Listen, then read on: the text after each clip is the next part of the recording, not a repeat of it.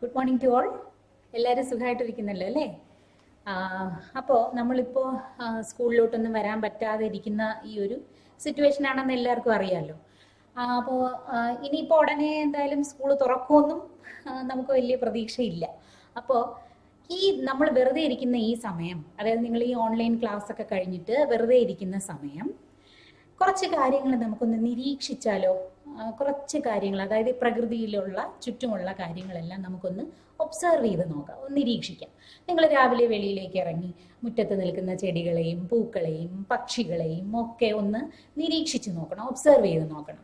അവ എങ്ങനെയാണ് പറക്കുന്നത്, പൂക്കൾ എങ്ങനെയാണ്, ഓരോ ദിവസവും പൂക്കൾക്കുണ്ടാകുന്ന മാറ്റം, പ്രകൃതിക്ക് ചുറ്റും ഉണ്ടാകുന്ന മാറ്റം, ഇതെല്ലാം നിങ്ങളൊന്ന് നിരീക്ഷിച്ച് നോക്കിയാൽ നമുക്ക് കൂടുതൽ അറിവ് കിട്ടും. പ്രകൃതി എപ്പോഴും നമുക്ക് അറിവ് തരുന്ന ഒന്നാണ് അല്ലേ? അപ്പൊ നമുക്ക് ഇന്നത്തെ മലയാളം ക്ലാസ് ആരംഭിച്ചാലോ? ഇന്നത്തെ മലയാളം ക്ലാസ്സിൽ ടീച്ചർ പറയാൻ പോകുന്നത് കുറച്ച് ജീവജാലങ്ങളുടെ മുട്ടകളുടെ പ്രത്യേകതയാണ്. അപ്പോൾ ഇപ്പോൾ പക്ഷികൾ മുട്ടയിടും, ആമ, പാമ്പ് അങ്ങനെയുള്ള ജീവജാലങ്ങൾ മുട്ടയിടാറുണ്ട്, മത്സ്യം മുട്ടയിടാറുണ്ട്. അപ്പൊ അങ്ങനെ ഒത്തിരി ജീവജാലങ്ങളുണ്ട് മുട്ടകളിടുന്നത്. പക്ഷെ ഇവരുടെ എല്ലാ മുട്ടകൾക്ക് അതിൻ്റെതായ പ്രത്യേകതയും ഉണ്ട് അല്ലേ? അപ്പോ ഇങ്ങനെ വ്യത്യസ്ത തരത്തിലുള്ള മുട്ടകളെ കുറിച്ചാണ് നമ്മൾ ഇന്നത്തെ പാഠത്തിൽ പഠിക്കുന്നത്. അപ്പൊ നമുക്ക് പാഠത്തിലേക്ക് കിടക്കാമോ? അതിനു മുമ്പ് ടീച്ചർ ഒരു സ്ലൈഡ് കാണിക്കാം, അതൊന്ന് ശ്രദ്ധിച്ചു നോക്കണേ. നോക്കൂ, കണ്ടോ? ഇതിൽ കാണിച്ചിരിക്കുന്ന ഈ സ്ലൈഡില് ഒട്ടകപ്പക്ഷിയുണ്ട്, ഇത് ഒരു ഹമ്മിങ് ബേർഡാണ്, ആമയുണ്ട്, കണവ എന്ന് പറയുന്ന മത്സ്യത്തെയാണ് ഈ കാണിച്ചിരിക്കുന്നത്. അപ്പൊ ഇവയെല്ലാം മുട്ടകൾ ഇടുന്ന ജീവജാലങ്ങളാണ് അല്ലേ? അപ്പോൾ ഇവയുടെ എല്ലാം മുട്ടകളുടെ പ്രത്യേകത ഇത് മാത്രമല്ല, ഇത്രയും കാര്യങ്ങളെ കുറിച്ച് മാത്രമല്ല പറയുന്നത്, ഇനിയും ധാരാളം ജീവജാലങ്ങളെ കുറിച്ച് ഈ പാഠഭാഗത്ത് പറയുന്നുണ്ട്. അപ്പൊ അവയെല്ലാം നമുക്ക് പതിയെ പതിയെ പഠിക്കാം. ഇപ്പോ നിങ്ങൾ ഇത്രയും മാത്രം നോക്കുക. അപ്പൊ ഇവയെല്ലാം മുട്ടകളിടുന്ന ജീവജാലങ്ങളാണ്. അപ്പൊ ഇവയുടെ മുട്ടകൾ ഓരോ ജീവിയുടെയും മുട്ടകൾ വ്യത്യസ്തങ്ങളാണ്. അപ്പൊ അങ്ങനെ വ്യത്യസ്തങ്ങളായ മുട്ടകളെ കുറിച്ചും അവയുടെ പ്രത്യേകതകളെ കുറിച്ചുമാണ് ഇന്നത്തെ പാഠഭാഗത്തിൽ നമ്മൾ പഠിക്കുന്നത്. അപ്പൊ പാഠത്തിന്റെ പേരെന്താണ്? മുട്ടകൾ പലതരം. എത്രാമത്തെ പാഠമാണിത്? 10ാമത്തെ പാഠം. അപ്പൊ നോക്കൂ, പാഠം 10, മുട്ടകൾ പലതരം. എല്ലാവരും പുസ്തകം എടുത്തല്ലോ അല്ലേ? പുസ്തകം എടുത്ത് പേജ് നമ്പർ 40 എടുക്കണം. 40, പേജ് നമ്പർ 40 എടുത്ത് തുറന്ന് വെച്ച് ശ്രദ്ധിച്ചിരിക്കുക. ആദ്യം ടീച്ചർ കുറച്ചു ഭാഗമേ ആദ്യം പഠിപ്പിക്കുന്നുള്ളൂ, അതത്രയും ഒന്ന് വായിക്കുമ്പോൾ നിങ്ങൾ പുസ്തകത്തിൽ ശ്രദ്ധിച്ചിരിക്കണം കേട്ടോ. അപ്പൊ നോക്കൂ, നമുക്ക് പാഠം പഠിക്കാം. നോക്കൂ, പാഠം 10, മുട്ടകൾ പലതരം. മുട്ട വിരിഞ്ഞ് കുഞ്ഞുങ്ങൾ ഉണ്ടാകുന്നതിലൂടെയാണ് ഈ ലോകത്തിലെ ജന്തുജാലങ്ങളിൽ ഒട്ടുമിക്കവയും നിലനിൽക്കുന്നത്. ഓരോ ജീവിയുടെയും മുട്ട ഓരോ തരത്തിലാണ്. ആകൃതിയും നിറവുമൊക്കെ വ്യത്യസ്തമായ മുട്ടകൾ. ഇന്നുള്ള പക്ഷികളിൽ ഏറ്റവും വലിയ മുട്ടയിടുന്നത് ഒട്ടകപ്പക്ഷികളാണ്. ഏകദേശം 1.5 കിലോഗ്രാമാണ് ഒട്ടകപ്പക്ഷിയുടെ മുട്ടയുടെ ഭാരം. ഏറ്റവും ചെറിയ മുട്ടകൾ ഇടുന്നത് ഹമ്മിങ് പക്ഷികളാണ്. 0.35 ഗ്രാം, 0.35 എന്ന് നമ്മൾ മലയാളത്തിൽ പറയും, പക്ഷെ പോയിന്റ് എന്നാണ് ഇംഗ്ലീഷിൽ പറയുന്നത്. അപ്പൊ 0.35 ഗ്രാം മാത്രമാണ് ഇവയുടെ മുട്ടയുടെ ഭാരം. അപ്പൊ നമുക്ക് ഒന്നുകൂടെ വായിക്കാം. മുട്ട വിരിഞ്ഞ് കുഞ്ഞുങ്ങൾ ഉണ്ടാകുന്നതിലൂടെയാണ് ഈ ലോകത്തിലെ ജന്തുജാലങ്ങളിൽ ഒട്ടുമിക്കവയും നിലനിൽക്കുന്നത്. അപ്പൊ ആദ്യത്തെ സെന്റൻസിൽ എന്താ പറയുന്നത്? പ്രകൃതിയിൽ ധാരാളം ജീവജാലങ്ങളുണ്ട്. ഈ ജീവജാലങ്ങൾ നിലനിൽക്കുന്നത് എങ്ങനെയാണ്? മുട്ടകൾ വിരിഞ്ഞ് കുഞ്ഞുങ്ങൾ ഉണ്ടാകുന്നതിലൂടെ. അപ്പോ ഇങ്ങനെ ഓരോ ജീവിയുടെയും മുട്ട ഓരോ തരത്തിലാണ് ഉള്ളത്. ഇപ്പൊ ഒരു പക്ഷി ഇടുന്ന അതേ ഷേപ്പിലെയോ അതേ ഘടനയിലെയോ മുട്ടയായിരിക്കില്ല, അല്ലെങ്കിൽ അതേ ഭാരത്തിലുള്ള മുട്ടയായിരിക്കില്ല മറ്റൊരു പക്ഷി ഇടുന്നത്. ആമ ഇടുന്ന മുട്ട പോലെ ആയിരിക്കില്ല പാമ്പിടുന്ന മുട്ട. മത്സ്യത്തിന്റെ മുട്ട പ്രത്യേക തരത്തിലുള്ളതായിരിക്കും, പക്ഷികളുടെ മുട്ടകൾ പ്രത്യേക തരത്തിലുള്ളതായിരിക്കും. അപ്പോ ഓരോ ജീവിയുടെയും മുട്ട ഓരോ തരത്തിലാണ്. ആകൃതിയും നിറവുമൊക്കെ വ്യത്യസ്തമായ മുട്ടകൾ. എങ്ങനെയുള്ള മുട്ടകളാണവ? ആകൃതി, ആകൃതി എന്ന് പറഞ്ഞ രൂപം, ഷേപ്പ് എന്നുള്ള അർത്ഥമേ ഉള്ളൂ. ആകൃതിയും നിറവും, കളറും വ്യത്യസ്തമായിരിക്കും. ഇങ്ങനെ ആകൃതിയിലും നിറത്തിലും വ്യത്യസ്ത രീതിയിലുള്ള മുട്ടകളാണ് ഓരോ ജീവികളും ഇടുന്നത്. അതാണ് ഇവിടെ പറയുന്നത്. അപ്പോ ആദ്യം പറഞ്ഞത് എന്താണ്? നമ്മുടെ പ്രകൃതിയിൽ ധാരാളം ജീവജാലങ്ങളുണ്ട്. ഈ ജീവജാലങ്ങൾ നിലനിൽക്കുന്നത് എങ്ങനെയാണ്? മുട്ടകൾ വിരിഞ്ഞ് കുഞ്ഞുങ്ങൾ ഉണ്ടാകുന്നതിലൂടെയാണ് ജീവജാലങ്ങൾ നിലനിൽക്കുന്നത്. ഇനിയോ, ജീവജാലങ്ങളുടെ എല്ലാം മുട്ടകൾ ഒരേ തരത്തിലുള്ളവയാണോ? അല്ല, വ്യത്യസ്തങ്ങളാണ്. ഓരോ ജീവിയുടെയും മുട്ട ഓരോ തരത്തിലാണ്. എങ്ങനെ? ആകൃതിയും നിറവും വ്യത്യസ്തമായിരിക്കും. ഒരു ജീവി ഇടുന്ന അതേ ആകൃതിയിലുള്ള മുട്ടയായിരിക്കില്ല മറ്റൊരു ജീവി ഇടുന്നത്. നമുക്ക് പരിചയമുള്ള മുട്ടകൾ ഏതൊക്കെയാണ്? കോഴിമുട്ട, താറാവിന്റെ മുട്ട, കാട എന്ന് പറയുന്ന കോഴിയുടെ മുട്ട. ഇവയാണ് നമ്മൾ ഭക്ഷണമായി ഉപയോഗിക്കുന്നത്, അല്ലെ? കോഴിമുട്ട നമ്മൾ പൊരിച്ചു കഴിക്കും, പുഴുങ്ങി കഴിക്കും, അല്ലെ? എന്തൊരു ടേസ്റ്റ് ആണല്ലേ കോഴിമുട്ടയ്ക്ക്. താറാവിന്റെ മുട്ടയും അങ്ങനെ തന്നെ. താറാവിന്റെ മുട്ട ഇഷ്ടമുള്ളവരും ഒരുപാട് പേരുണ്ടാവും. അപ്പൊ പക്ഷെ കോഴിമുട്ട തിന്നുന്ന അതേ ആ ഒരു ഇതാണോ താറാവിന്റെ മുട്ട കഴിക്കുമ്പോൾ? വ്യത്യസ്തമായ ഒരു മണവും വ്യത്യസ്ത ഒരു കടുപ്പവും ഒക്കെയാണ്, അല്ലെ? അപ്പൊ അതുപോലെ കോഴി, താറാവ്, കാട തുടങ്ങിയ പക്ഷികളുടെ മുട്ടകൾ മനുഷ്യർ ഭക്ഷണമായി ഉപയോഗിക്കുന്നു. ഇനി നമ്മൾ ഭക്ഷണമായി ഉപയോഗിക്കാത്ത ഒരുപാട് ജീവജാലങ്ങളുടെ മുട്ടകളുണ്ട്. ഒരുപാട് മുട്ടകൾ നമ്മൾ ഭക്ഷണമായി ഉപയോഗിക്കുന്നില്ല. എന്നാൽ നോക്കൂ, ഓരോ ജീവിയുടെയും മുട്ടകൾ വ്യത്യസ്ത തരത്തിലുള്ളവയായിരിക്കും. എങ്ങനെ? ആകൃതി വ്യത്യസ്തമായിരിക്കും, നിറം വ്യത്യസ്തമായിരിക്കും. അതാണ് ആദ്യത്തെ ഭാഗത്ത് പറയുന്നത്. മനസ്സിലായല്ലോ? അപ്പൊ അതൊന്നുകൂടെ വായിക്കാം. മുട്ട വിരിഞ്ഞ് കുഞ്ഞുങ്ങൾ ഉണ്ടാകുന്നതിലൂടെയാണ് ഈ ലോകത്തിലെ ജന്തുജാലങ്ങളിൽ ഒട്ടുമിക്കവയും നിലനിൽക്കുന്നത്. ഓരോ ജീവിയുടെയും മുട്ട ഓരോ തരത്തിലാണ്. ആകൃതിയും നിറവും ഒക്കെ വ്യത്യസ്തമായ മുട്ടകൾ. വ്യത്യസ്തം എന്ന് പറഞ്ഞാൽ ഡിഫറന്റ് എന്നുള്ള അർത്ഥമേ ഉള്ളൂ. വ്യത്യസ്തം, ഡിഫറന്റ്. നോക്കൂ, അടുത്ത ഭാഗം നോക്കൂ. ഇന്നുള്ള പക്ഷികളിൽ ഏറ്റവും വലിയ മുട്ടയിടുന്നത് ഏത് പക്ഷികളാണ്? ഒട്ടകപ്പക്ഷികളാണ്. ഏകദേശം 1.5 കിലോഗ്രാമാണ് ഒട്ടകപ്പക്ഷിയുടെ മുട്ടയുടെ ഭാരം. ഏറ്റവും വലിയ ഏറ്റവും ഭാരമുള്ള മുട്ടയാണ് ആരിടുന്നത്? ഒട്ടകപ്പക്ഷി ഇടുന്നത്. നോക്കൂ, ഇന്നുള്ള പക്ഷികളിൽ ഏറ്റവും വലിയ മുട്ടയിടുന്നത് ഒട്ടകപ്പക്ഷികളാണ്. ഏകദേശം 1.5 കിലോഗ്രാമാണ് ഒട്ടകപ്പക്ഷിയുടെ ഭാരം. നല്ല ഭാരമുള്ള വെയിറ്റുള്ള മുട്ടകളാണ് ആരിടുന്നത്? ഒട്ടകപ്പക്ഷി ഇടുന്നത്.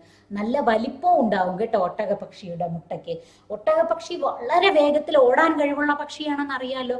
പറക്കാൻ അതിന് കഴിവില്ല. പക്ഷെ നല്ല ഫാസ്റ്റ് ആയിട്ട് അത് ഓടും. ഏറ്റവും ഫാസ്റ്റ് ആയിട്ട് ഓടുന്ന പക്ഷികളിൽ ഒന്നാണ് അത് ഒട്ടകപ്പക്ഷി. അപ്പോ ഒട്ടകപ്പക്ഷിയുടെ മുട്ടയ്ക്ക് നല്ല ഭാരമാണ്. എത്ര ഭാരം ഉണ്ടെന്നാണ് ഇവിടെ പറയുന്നത്? 1.5 കിലോഗ്രാമാണ് ഒരു ഒട്ടകപ്പക്ഷിയുടെ മുട്ടയുടെ ഭാരം. ഇനി ഏറ്റവും ചെറിയ മുട്ടയിടുന്ന പക്ഷിയും ഉണ്ട്. അതേത് പക്ഷിയാണെന്ന് അറിയാമോ? ഇതാ നോക്കൂ, ഏറ്റവും ചെറിയ മുട്ടകൾ ഇടുന്നത് ഏത് പക്ഷിയാണ്? ഹമ്മിങ് പക്ഷികളാണ് ഏറ്റവും ചെറിയ മുട്ടയിടുന്നത്. ആ പക്ഷിയുടെ മുട്ടയുടെ ഭാരം എത്രയാണെന്ന് അറിയാമോ? 0.35 ഗ്രാം മാത്രമാണ് ഇവയുടെ മുട്ടയുടെ ഭാരം. അപ്പൊ നോക്കൂ, പക്ഷി എന്ന വർഗത്തിൽ പെടുന്നതാണ് ഒട്ടകപ്പക്ഷിയും ഹമ്മിങ് പക്ഷിയും. പക്ഷെ അതിന്റെ ശരീരം, അതിന്റെ രൂപം വ്യത്യസ്തമാണ്. അതുപോലെ തന്നെ അതിന്റെ മുട്ടയുടെ ആകൃതിയും വ്യത്യസ്തമാണ്. അതിന്റെ ഭാരത്തിലും ഉണ്ട് വ്യത്യാസം. എങ്ങനെ?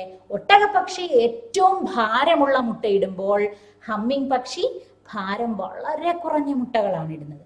അത് ടീച്ചർ കാണിച്ചു തരാം കേട്ടോ. നോക്കൂ, ഇതാണ് ഒട്ടകപ്പക്ഷി. ഒട്ടകപ്പക്ഷിയെ നിങ്ങൾ എല്ലാരും കണ്ടിട്ടുണ്ടല്ലോ. സൂലൊക്കെ ചെന്നാൽ നമുക്ക് കാണാൻ സാധിക്കും ഒട്ടകപ്പക്ഷി, അല്ലെ? ഒട്ടകപ്പക്ഷിയുടെ മുട്ട കണ്ടോ? നോക്കൂ, വളരെ വലിപ്പമുള്ള മുട്ടയാണ്. കണ്ടില്ലേ? ഇനി നമ്മൾ നേരത്തെ പറഞ്ഞില്ലേ ഏറ്റവും ചെറിയ ഭാരമുള്ള അല്ലെങ്കിൽ ഏറ്റവും കുറഞ്ഞ ഭാരത്തിലുള്ള മുട്ടകൾ ഇടുന്ന പക്ഷിയെ കുറിച്ച്. ആ പക്ഷിയാണ് ഇതേത്? ഹമ്മിങ് പക്ഷി എന്ന് നമ്മൾ പറഞ്ഞില്ലേ. കൊച്ചു പക്ഷിയാണ്. രൂപവും വളരെ ചെറുതാണ്, അതിന്റെ മുട്ടയും വളരെ ചെറുതാണ്. കണ്ടോ? രൂപം വളരെ ചെറുതാണ്. നീണ്ട ചുണ്ടും കൊച്ചു ദേഹവുമായിട്ടുള്ള പക്ഷിയാണ്. അതിന്റെ മുട്ടയും അതുപോലെ തന്നെ വളരെ ഭാരം കുറഞ്ഞവയാണ്. നോക്കൂ, ഇനി അടുത്തത്, ഒട്ടുമിക്ക പക്ഷികളുടെയും അല്ലെങ്കിൽ ഒട്ടുമിക്ക പക്ഷികളുടെ മുട്ടകൾക്കും കോഴിമുട്ടയുടെ ആകൃതിയാണ്. ആമയുടെ മുട്ടകൾ പൂർണ്ണ വൃത്താകൃതിയുള്ളവയാണ്. മഷി മത്സ്യം എന്നറിയപ്പെടുന്ന കണവകളുടെ മുട്ടകൾക്കുമുണ്ട് പ്രത്യേകത. കാഴ്ചയ്ക്ക് അവ എങ്ങനെ ഇരിക്കും? കറുത്ത മുന്തിരിക്കുല പോലെ ഇരിക്കും. ഒന്നുകൂടെ വായിക്കാം, നോക്കൂ. ഒട്ടുമിക്ക പക്ഷികളുടെ മുട്ടകൾക്കും കോഴിമുട്ടയുടെ ആകൃതിയാണ്. ആമയുടെ മുട്ടകൾ പൂർണ്ണ വൃത്താകൃതി ഉള്ളവയാണ്. മഷി മത്സ്യം എന്നറിയപ്പെടുന്ന കണവകളുടെ മുട്ടകൾക്കുമുണ്ട് പ്രത്യേകത. കാഴ്ചയ്ക്ക് കറുത്ത മുന്തിരിക്കുല പോലെയാണ് അവ. അപ്പൊ നോക്കൂ ടീച്ചർ, ഒന്നുകൂടെ അതിന്റെ ആശയം പറയുകയാണെങ്കിൽ, ഇനി എല്ലാ പക്ഷികളുടെയും മുട്ടകൾക്ക് കോഴിമുട്ടയുടെ ആകൃതിയാണ്. എങ്ങനെയുള്ള? ഒട്ടുമിക്ക പക്ഷികളുടെയും, മെജോറിറ്റി പക്ഷികളുടെയും മുട്ടകൾക്ക് കോഴിമുട്ടയുടെ ആകൃതിയാണ്. ആ ഷേപ്പ് നമ്മൾ നോക്കുകയാണെങ്കിൽ കോഴിമുട്ടയുടെ ഷേപ്പ് പോലെ ഇരിക്കും. എന്നാൽ ആമയുടെ മുട്ടയ്ക്ക് ഒരു പ്രത്യേകതയുണ്ട്. എന്താണ്? ആമയുടെ മുട്ടകൾ പൂർണ്ണ വൃത്താകൃതിയുള്ളവയാണ്. വൃത്താകൃതി എന്ന് പറഞ്ഞാൽ നല്ല സർക്കിൾ ഫോമിൽ ഇരിക്കും. പൂർണ്ണമായി കംപ്ലീറ്റ് ഒരു സർക്കിൾ പോലെ ഇരിക്കും. ആരുടെ മുട്ട? ആമയുടെ മുട്ട. ഇനിയോ മഷി മത്സ്യം. മത്സ്യം എന്ന വാക്കിന്റെ അർത്ഥം എന്താണ്? മീനാണ്, അല്ലെ? മീൻ എന്ന പദത്തിന് പകരം പറയാം ഏത്? മത്സ്യം. മത്സ്യം, മീൻ എന്നുള്ള അർത്ഥമേ ഉള്ളൂ. അപ്പൊ നോക്കൂ, ആമയുടെ മുട്ട മറ്റു പക്ഷികളുടെ മുട്ടകൾ പോലെയല്ല. ഒട്ടുമിക്ക പക്ഷികളുടെ മുട്ടകൾക്കും കോഴിമുട്ടയുടെ ആകൃതിയാണെങ്കിലും ആമയുടെ മുട്ട അതിൽ നിന്നൊക്കെ വ്യത്യസ്തമാണ്. എങ്ങനെയാണ് ആമയുടെ മുട്ട? പൂർണ്ണ വൃത്താകൃതിയുള്ളതാണ് ആമയുടെ മുട്ട. ഇനി നിങ്ങൾ പരിചയപ്പെടുന്നത് ഒരു പുതിയ തരം മത്സ്യത്തെയാണ്. നിങ്ങൾ കണ്ടിട്ടുണ്ടാവും, നമുക്കിത് ഭക്ഷ്യയോഗ്യമായിട്ടുള്ള മത്സ്യമാണ്. നോക്കൂ, മഷി മത്സ്യം എന്നറിയപ്പെടുന്ന കണവകളുടെ മുട്ടകൾക്കുമുണ്ട് പ്രത്യേകത. കണവ എന്ന മീന് നിങ്ങൾ കേട്ടിട്ടുണ്ടാവും, വീട്ടിലൊക്കെ വാങ്ങിച്ചിട്ടുണ്ടാവും അല്ലെ? കണവ തോരൻ. നല്ല ടേസ്റ്റ് ആണ്. കൂന്തൽ എന്നൊരു പേരും നമ്മുടെ കേരളത്തിന്റെ വടക്ക് ഭാഗത്തോട്ട് ഈ മത്സ്യത്തിന് പറയുന്നുണ്ട്. അപ്പോ മഷി മത്സ്യം എന്നാണ് ഇതിനെ അറിയപ്പെടുന്നത്. കണവ എന്ന് നമ്മൾ സാധാരണ പറയും. അപ്പൊ കണവ മീൻ ഇങ്ങനെ വളയം പോലെയാണ് കിടക്കുന്നത്. അതിനെ നമ്മളിങ്ങനെ ഫിംഗറിലൊക്കെ ഇങ്ങനെ ഇട്ടിട്ട് നമ്മൾ കുട്ടിക്കാലത്ത് ഇങ്ങനെ, അതൊരു രസമാണ്. പിന്നെ വിരലിൽ ഇങ്ങനെ കണവ ഇങ്ങനെ എടുത്ത് ഇങ്ങനെ മോതിരം പോലെ നമ്മളിങ്ങനെ വെച്ച് ഇരിക്കും. കണവയുടെ തോരൻ നല്ല രുചിയാണ് കഴിക്കാൻ കേട്ടോ. അപ്പോ ഇനി അമ്മയോട് പറയണം, കണവ മീന് വാങ്ങിച്ചിട്ട് കണവ തോരനൊക്കെ വെച്ച് തരാൻ പറയണം. നല്ല ടേസ്റ്റ് ആണ്. എന്നിട്ട് ആ കണവ തോരനകത്ത് ഇങ്ങനെ വളയത്തിൽ കിടക്കുന്ന കണവ മീനിനെ എടുത്ത് ഈ വിരലിലേക്ക് ഇങ്ങനെ ഒന്ന് വെച്ച് നോക്കണം കേട്ടോ.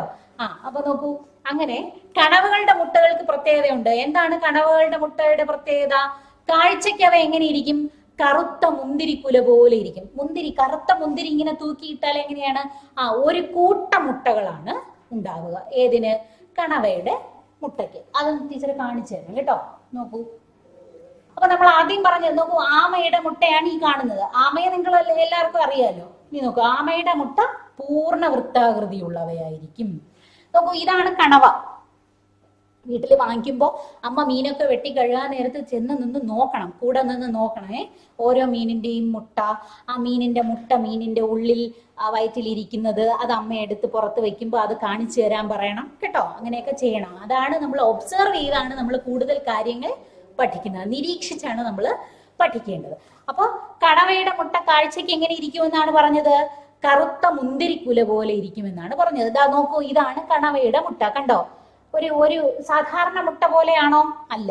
നോക്കൂ, ആമയുടെ മുട്ട വേറൊരു രീതി, ഒട്ടകപ്പക്ഷിയുടെ മുട്ട ഒരു വലിയ ഭാരമുള്ളത്, ഹമ്മിങ് പക്ഷിയുടെ മുട്ട വളരെ ചെറുത്.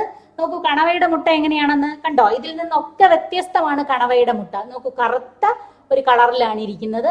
വളരെ കൂട്ടമായിട്ടാണ് അവ മുട്ടയിടുന്നത്. അതായത് ഒരു പ്രാവശ്യം മുട്ടയിടുമ്പോൾ അതിൽ ഒരുപാട് മുട്ടകൾ ഉണ്ടാവും. അങ്ങനെയാണ് മത്സ്യത്തിന്റെ മുട്ടയുടെ പ്രത്യേകത. അപ്പൊ ഇത്രയും ജീവജാലങ്ങളുടെ മുട്ടകളുടെ പ്രത്യേകതയാണ് ആദ്യത്തെ ഭാഗത്ത് നമ്മൾ പഠിച്ചത്. നോക്കൂ, ഒന്നുകൂടെ ഈ പാഠഭാഗം ടീച്ചർ ഒന്ന് വായിക്കാം. ഇന്ന് പഠിച്ച ഭാഗം. മുട്ട വിരിഞ്ഞ് കുഞ്ഞുങ്ങൾ ഉണ്ടാകുന്നതിലൂടെയാണ് ഈ ലോകത്തിലെ ജന്തുജാലങ്ങളിൽ ഒട്ടുമിക്കവയും നിലനിൽക്കുന്നത്. ഓരോ ജീവിയുടെയും മുട്ട ഓരോ തരത്തിലാണ്. ആകൃതിയും നിറവുമൊക്കെ വ്യത്യസ്തമായ മുട്ടകൾ. ഇന്നുള്ള പക്ഷികളിൽ ഏറ്റവും വലിയ മുട്ടയിടുന്നത് ഒട്ടകപ്പക്ഷികളാണ്. ഏകദേശം 1.5 കിലോഗ്രാമാണ് ഒട്ടകപ്പക്ഷിയുടെ മുട്ടയുടെ ഭാരം. ഏറ്റവും ചെറിയ മുട്ടകൾ ഇടുന്നത് ഹമ്മിങ് പക്ഷികളാണ്. 0.35 ഗ്രാം മാത്രമാണ് ഇവയുടെ മുട്ടയുടെ ഭാരം. ഇനി നോക്കൂ അടുത്ത ഭാഗം. ഒട്ടുമിക്ക പക്ഷികളുടെ മുട്ടകൾക്കും കോഴിമുട്ടയുടെ ആകൃതിയാണ്. ആമയുടെ മുട്ടകൾ പൂർണ്ണ വൃത്താകൃതി ഉള്ളവയാണ്. മഷി മത്സ്യം എന്നറിയപ്പെടുന്ന കണവകളുടെ മുട്ടകൾക്കുമുണ്ട് പ്രത്യേകത. കാഴ്ചയ്ക്ക് അവ കറുത്ത മുന്തിരിക്കുല പോലെ കാണപ്പെടും. അപ്പോൾ കാഴ്ചയ്ക്ക് കറുത്ത മുന്തിരിക്കുല പോലെയാണ് ഏതിന്റെ മുട്ടകൾ കാണപ്പെടുന്നത്? കണവയുടെ മുട്ട കാണപ്പെടുന്നത്. അപ്പൊ ഇന്നത്തേക്ക് ഇത്ര ഭാഗമാണ് നമ്മൾ നോക്കുന്നത്. ഇനി ഇതിന്റെ അർത്ഥം നമുക്കൊന്ന് നോക്കാം. നോക്കൂ, വളരെ കുറച്ച് വാക്കുകളെ നമുക്ക് ഈ പാഠഭാഗത്തിൽ അർത്ഥത്തിന് കൊടുത്തിട്ടുള്ളൂ. 3 പദം. അത് ബാക്കി എല്ലാ പദങ്ങളും നമ്മൾ സാധാരണ കേട്ടിട്ടുള്ള പദങ്ങളാണ്. അതിന് പ്രത്യേകിച്ച് വലിയ രീതിയിലുള്ള അർത്ഥമൊന്നും പറയാനില്ല. നമ്മൾ സാധാരണ രീതിയിൽ കേൾക്കുന്ന പദങ്ങളാണ്. അപ്പൊ ഇവിടെ വ്യത്യസ്തമായ 3 പദങ്ങൾ കൊടുത്തിട്ടുണ്ട്. അർത്ഥത്തിന് ആദ്യം കൊടുത്തിരിക്കുന്ന ജാലം, ജന്തുജാലം എന്ന് നമ്മൾ പറഞ്ഞില്ലേ? നോക്കൂ, ജന്തുജാലം. അതിലെ ജാലം എന്ന പദത്തിന്റെ അർത്ഥം എന്താണ്? കൂട്ടം. ജന്തുജാലം എന്ന പദത്തിൽ വന്ന ജാലം എന്ന പദത്തിന്റെ അർത്ഥം എന്താണ്? കൂട്ടം. നോക്കൂ, കാഠിന്യം എന്ന പദത്തിന്റെ അർത്ഥം എന്താണ്? കടുപ്പം. വളരെ ഹാർഡ് ആയിട്ടുള്ള, ഹാർഡ് എന്നുള്ള അർത്ഥമാണ് കടുപ്പം. ഹാർഡ്, വളരെ കട്ടിയുള്ള എന്നുള്ളതാണ് അർത്ഥം. കടുപ്പം, കട്ടിയുള്ള. നോക്കൂ, കടുപ്പം എന്ന് പറഞ്ഞാൽ എന്താണ്? കട്ടിയുള്ള. കട്ടിയുള്ള പുറന്തോടുള്ള മുട്ടകൾ ഒരുപാടുണ്ട് ചില ജീവജാലങ്ങൾക്ക് കേട്ടോ.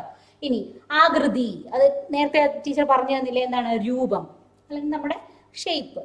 ആകൃതി, രൂപം. ആകൃതി എന്ന വാക്കിന്റെ അർത്ഥം രൂപം, അതാണ്.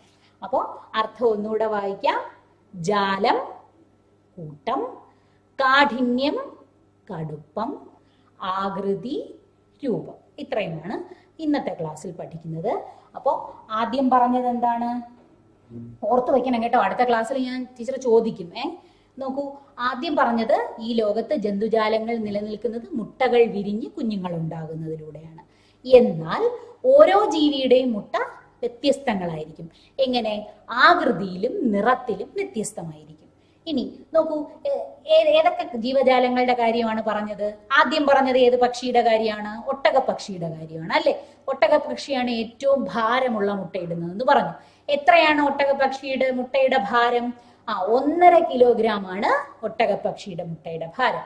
പിന്നെ രണ്ടാമത് പറഞ്ഞത് എന്താ? ഹമ്മിങ് പക്ഷികളെ കുറിച്ച്.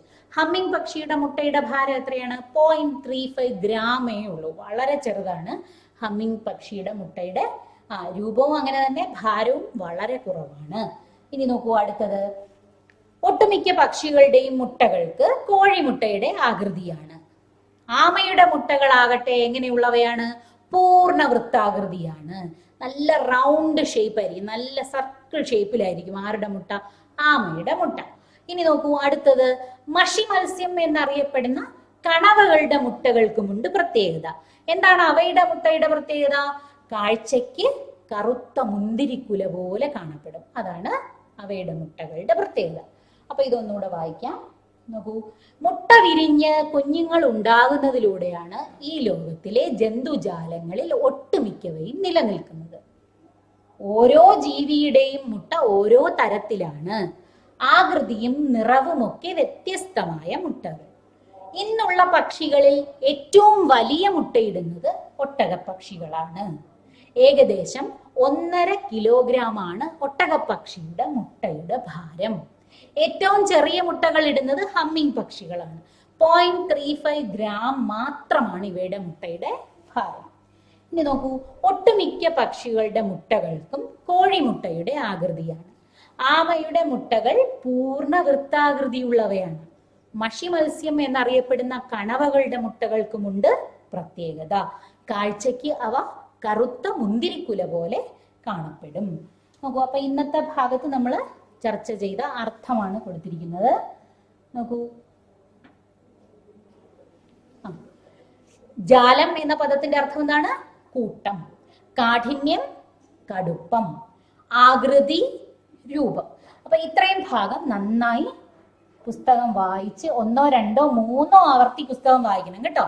എന്നിട്ട് ഏതൊക്കെ ജീവജാലങ്ങളുടെ കാര്യമാണ് പറഞ്ഞത്, അവയുടെ മുട്ടകളുടെ പ്രത്യേകത എന്തെല്ലാം, അവ കാഴ്ചയ്ക്ക് എങ്ങനെയാണ്, ഇതെല്ലാം മനസ്സിലാക്കി ശ്രദ്ധിച്ച് വയ്ക്കുക. അടുത്ത ക്ലാസ്സിൽ നമുക്ക് ഇതിന്റെ അടുത്ത ഭാഗം പഠിക്കാം. അപ്പൊ എന്തെങ്കിലും സംശയം ഉണ്ടെങ്കിൽ ഈ നമ്പറിലേക്ക് വിളിച്ചാൽ മതി കേട്ടോ. എന്ത് ഡൗട്ട് ഉണ്ടെങ്കിലും പറഞ്ഞു തരാം. ഓക്കെ, അപ്പൊ ഇന്നത്തെ ക്ലാസ് ഇവിടെ വൈൻഡപ്പ് ചെയ്യാണ്. Thank you.